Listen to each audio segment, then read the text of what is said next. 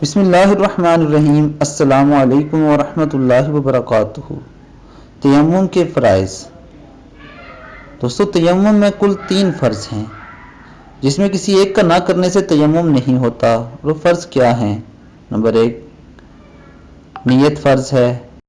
Number 2 ہاتھوں کو مٹی پر مارنے کے بعد منہ پر اچھی طرح پھیرنا۔ اور نمبر 3 ہاتھوں کو مٹی پر مارنے کے بعد دونوں ہاتھوں کو کہنیوں تک ہاتھ پھیرنا۔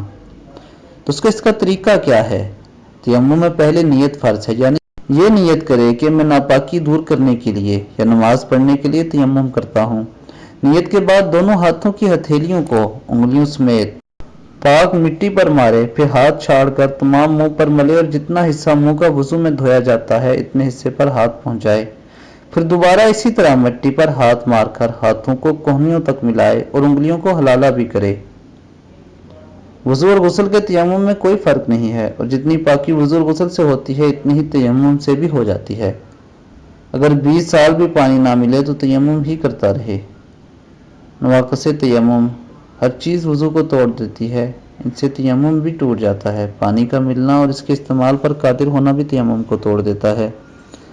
مسئلہ: اگر کسی پر غسل فرض ہے تو وضو اور غسل کے لیے ایک ہی تیمم کافی ہے۔ وضو اور غسل کی نیت کر کے الگ الگ 2 مرتبہ تیمم کرنا لازمی نہیں ہے۔ دوستو، اللہ تعالی ہمیں دین اسلام پر عمل کرنے کی توفیق عطا فرمائے۔ السلام علیکم ورحمۃ اللہ وبرکاتہ۔